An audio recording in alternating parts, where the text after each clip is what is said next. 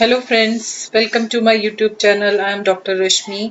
आज हम डिस्कस करेंगे लीनियर प्रोग्रामिंग प्रॉब्लम की। जो हमारी एलपीपी है उसके अंदर हमारा जो ग्राफिकल मेथड है उसको आज हम डिस्कस करने वाले हैं।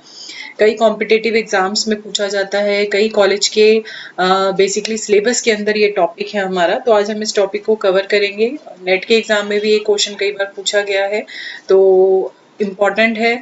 इससे रिलेटेड कई बेसिक क्वेश्चंस पूछे जाते हैं, तो वो आज हम टॉपिक करने वाले हैं। अगर आपको ये टॉपिक अच्छा लगे तो please like, subscribe and share my channel. तो स्टार्ट करते हैं।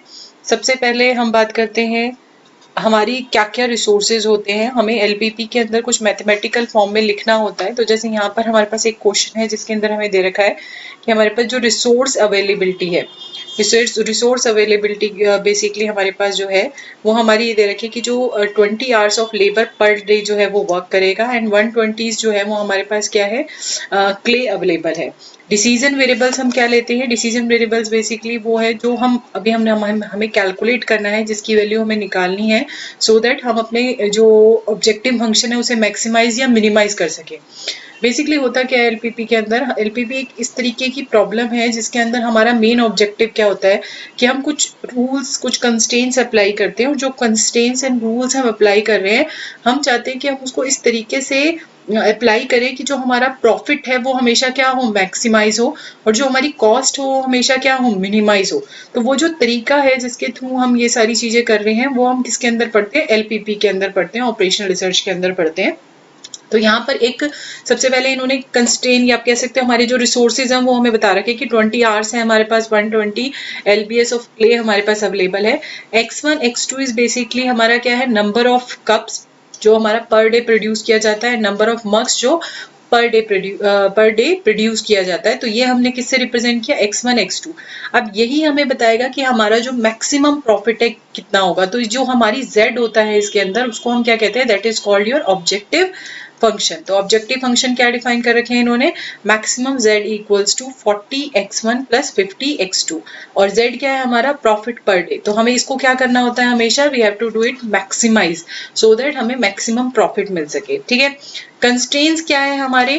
कंस्ट्रेंट्स मैं ऑलरेडी अभी बता चुकी हूँ ऊपर कि हमारे पास कंस्ट्रेंट या रिसोर्स अवेलेबिलिटी क्या है कि जो हमारा x1 प्लस अगर x2 की बात करें, x1 प्लस 2x2 की बात करें, तो वो हमारा हमेशा क्या होना चाहिए? Less than equals to 40 hours per day होना चाहिए। और 4x1 प्लस 3x2 अगर हम करते हैं तो दैट मीन्स हमारा क्या होना चाहिए? वो less than 120। This is your resource constraint. ये हमारे क्या है? कंस्ट्रेंट।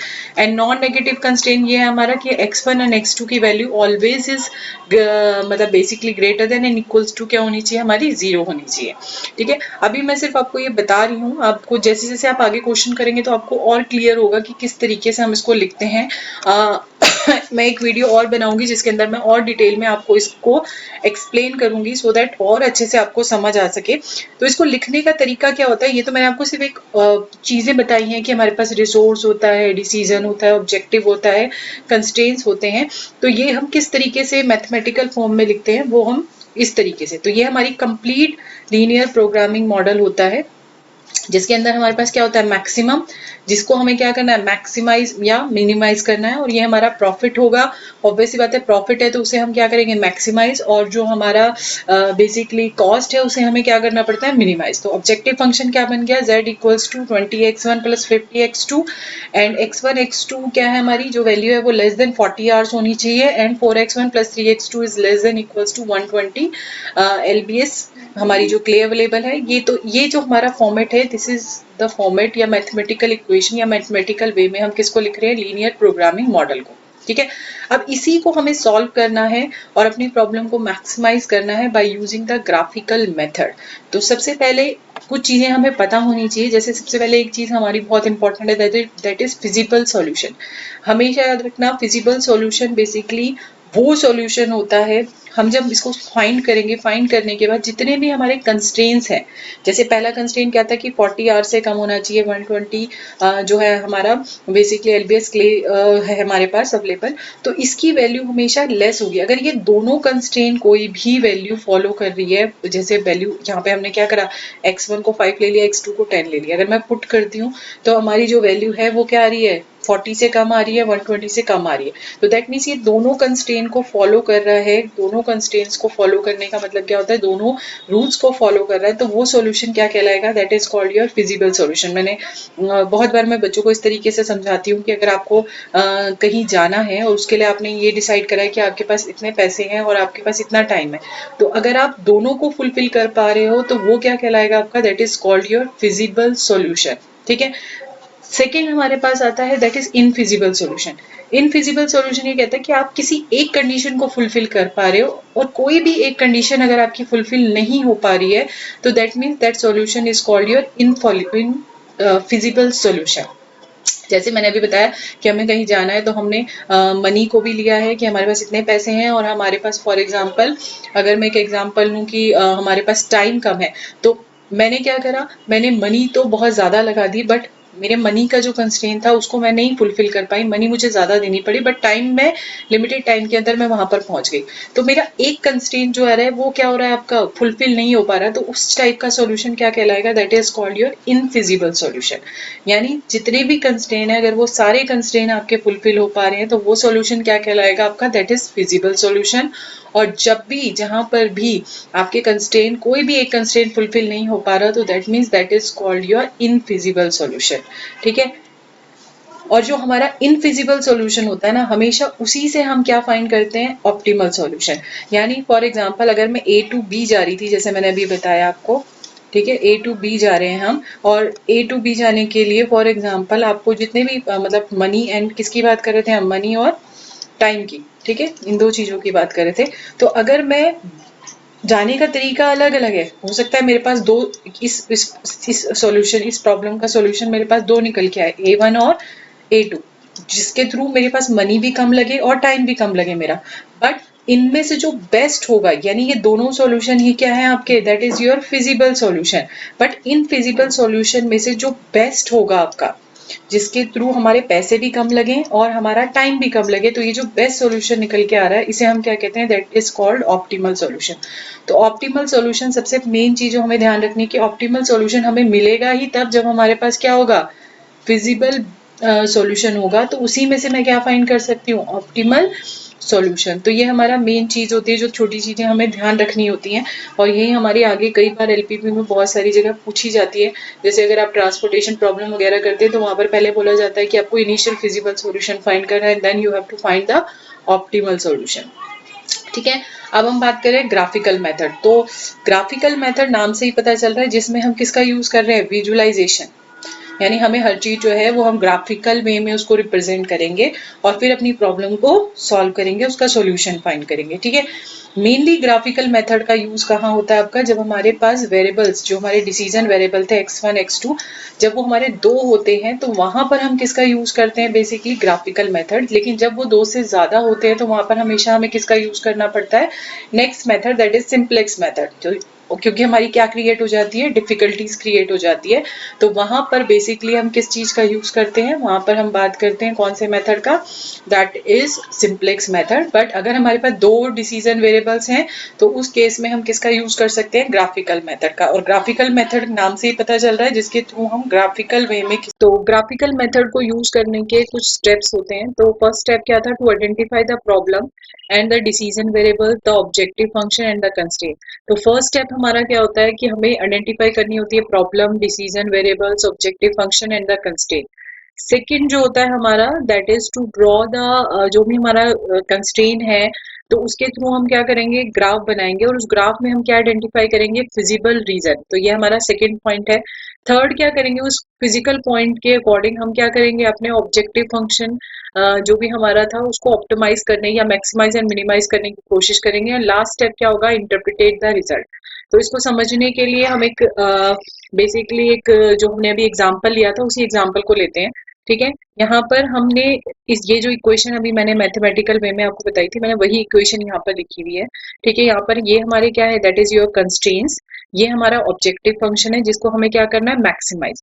अब अगर हम इसको ग्राफिकल वे में रिप्रेजेंट कर रहे हैं तो सबसे पहले तो हमें ये समझना पड़ेगा कि हमारा ग्राफ कैसे बनता है। तो ये हमारा क्या होता है, फॉर एग्जाम्पल ये किसको रिप्रेजेंट कर रहा है, दैट इज x1, और ये किसको रिप्रेजेंट कर रहा है, x2। ठीक है, x1 एंड x2।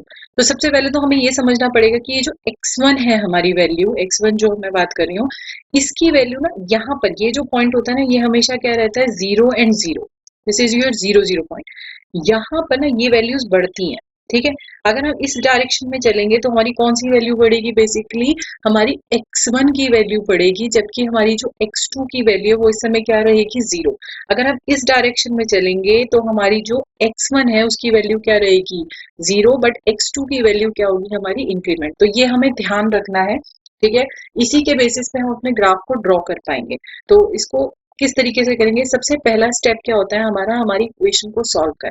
ठीक है, अगर हम अपनी इक्वेशन देखें तो इसमें क्या लिखा है, x1 plus 2x2 is less than equal to 40। तो हम क्या करेंगे, अब इस लेस देन के साइन को हटा देंगे। हम ये मान के चलेंगे कि ये इक्वेशन क्या है हमारी, x1 plus 2x2 equals to 40। ठीक है, सबसे पहला स्टेप क्या होता है, इक्वेशन को सॉल्व करके इससे पॉइंट निकालना, सो दैट हम लाइन ड्रॉ कर सके ग्राफिकल में। तो हम क्या करेंगे, एक बार हम x1 को 0 रखेंगे, एक बार हम x2 को। जब हम x1 को 0 रखेंगे तो हमारी x2 की वैल्यू क्या आएगी, दैट इज योर 20। क्या वैल्यू निकल कर आएगी, 20। तो इसको हम कैसे बनाएंगे, हम एक टेबल बना लेते हैं जिसमें हम x1 x2 लिख देते हैं। हमने सबसे पहले किसकी वैल्यू को 0 रखा, x1 की, तो हमें x2 क्या मिल गया, 20। तो एक पॉइंट क्या बन गया हमारा, दैट इज 0 एंड 20। ठीक है, सेकेंड हम क्या करेंगे, x2 को 0 रख देते हैं, तो x1 क्या निकल के आएगा, 40। तो ये सेकेंड पॉइंट क्या बनेगा हमारा, 40 एंड 0। अब हमें पता है ये x1 होता है, ये x2। तो अब मैंने क्या बताया था कि हमें ड्रॉ करना है। तो अगर हम यहाँ देखें तो ये वाली वैल्यू x1 की वैल्यू क्या है यहाँ पर, बेसिकली 0, बट चेंज किसकी हो रही है, x2 की। तो हमारा पहला पॉइंट क्या बनेगा, ये वाला। सेकेंड पॉइंट कहाँ बनेगा, यहाँ पर। ठीक है, क्योंकि यहाँ पर हमारा x1 40 है, x2 क्या है, 0। तो ये जो पूरा अगर हम इसको कंबाइन कर ले तो ये हमारी जो पहली लाइन बन रही है वो किसको रिप्रेजेंट कर रही है, फर्स्ट इक्वेशन को, that is x1 plus 2x2 is less than equals to 40। Second हम क्या करेंगे, सिमिलरली जैसे मैंने पहली इक्वेशन को सॉल्व किया, सिमिलरली हम कौन सी इक्वेशन को सॉल्व करेंगे, सेकेंड इक्वेशन को सॉल्व करेंगे। सेकेंड इक्वेशन के अंदर हम वैल्यू फाइंड करेंगे। तो हम कैसे फाइंड करेंगे, उसके लिए भी सेम तरीका है हमारे पास। हम क्या करेंगे, सेम टेबल बनाएंगे। अब हम इस वाली वैल्यू को ले रहे हैं। ठीक है, तो इसमें हम क्या करेंगे, 4x1 plus 3x2 is equal to 120। तो पहली बार हमने x1 को क्या रख दिया, 0। जब हम इसे 0 रखेंगे तो ये क्या हो जाएगा, 3x2, और 3x2 इक्वल्स टू 120। तो x2 हमारे पास डिवाइड करके क्या आ जाएगा, दैट इज 40। तो पहली वैल्यू 40 आ गई। सेकेंड टाइम हम क्या करेंगे, इसको 0 कर देंगे। तो इसको 0 करेंगे तो हमारे पास क्या वैल्यू निकल कर आएगी, दैट इज 30। तो ये क्या बन जाएगा, पहला पॉइंट बनेगा 0 एंड 40, सेकेंड पॉइंट बनेगा 30 एंड 0। अब इसको भी हम लाइन में ड्रॉ कर लेंगे। तो अगर हम इसको लाइन में देखें तो पहला पॉइंट यहाँ बनेगा आपका, ठीक है, 0 एंड 40, एंड सेकंड कहाँ बनेगा, यहाँ बनेगा। अगर हम दोनों को एक साथ देखें, दोनों लाइंस को, तो हमारी ये दो लाइंस इस तरीके से बन रही है। ठीक है, अब हमें क्या करना होता है, क्योंकि हम दोनों कंस्ट्रेन को एक साथ लगाएंगे, दोनों कंस्ट्रेन एक साथ अप्लाई होंगे, तो हमें क्या करना है, सबसे पहले तो हमें देखना है कि ये जो वैल्यू है लेस देन है या ग्रेटर। अगर ये वैल्यू लेस देन है तो इसका मतलब हम इन दोनों का जो एरिया है वो अंदर की तरफ होगा आपका।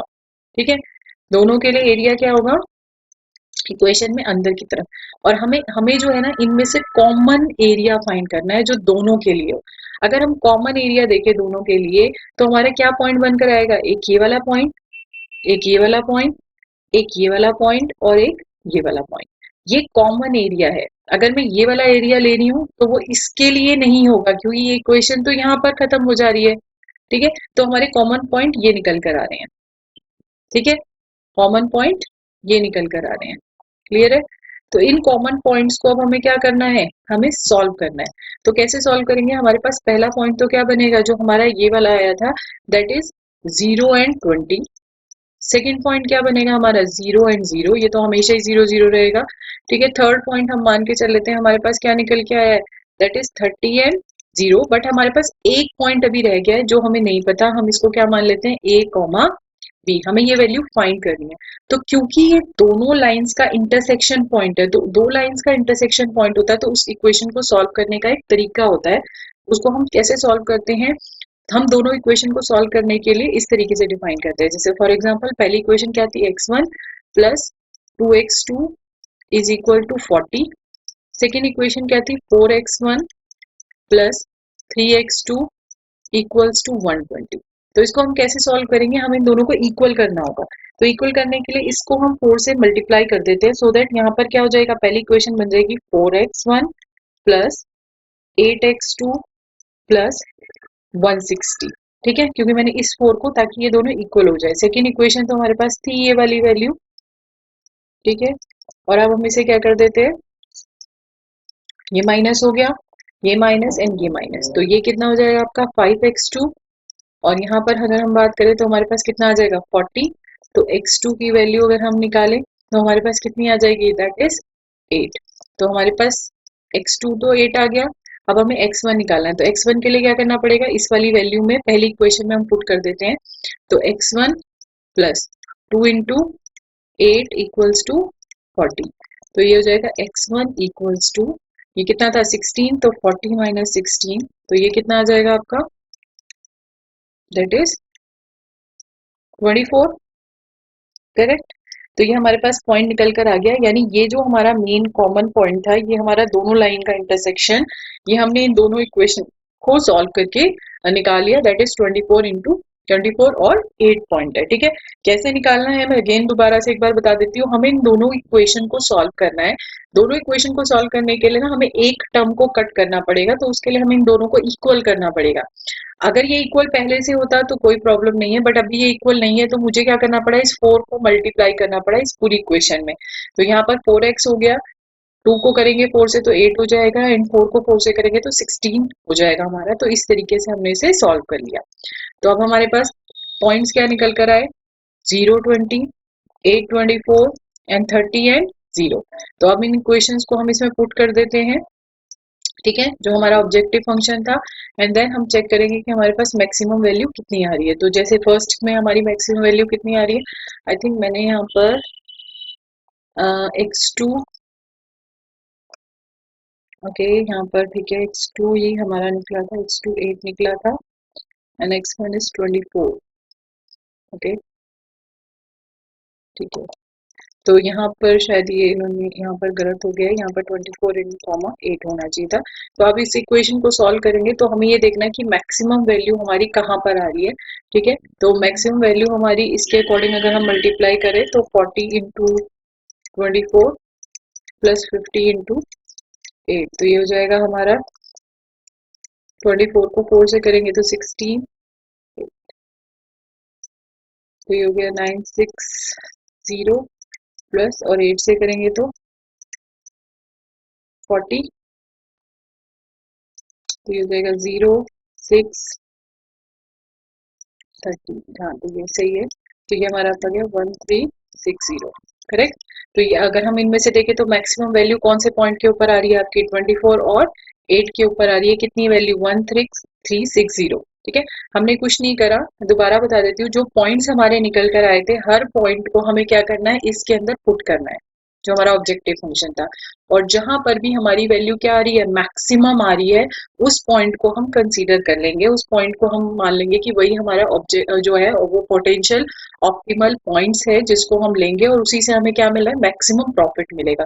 तो जब हम इसे सॉल्व करते हैं तो हम देखते हैं कि जो हमारा 24,8 पॉइंट था, उसकी हमारी वैल्यू कितनी आ रही है, दैट इज 1360। तो अगर हम इसे देखें तो ये हमारा सॉल्यूशन बन के आया है कि हमारा ऑप्टिमल सॉल्यूशन क्या बना, कि जब कप्स की वैल्यू कितनी है आपकी 8, ये थोड़ा सा इसमें हमने लिख दिया है 24, और इसकी वैल्यू कितनी होगी 8, तो हमारे पास मैक्सिमम प्रॉफिट होगा, दैट इज 1360। तो बेसिकली ये हमारे पास सॉल्यूशन आया है, किसका, ऑप्टिमल सॉल्यूशन आया है।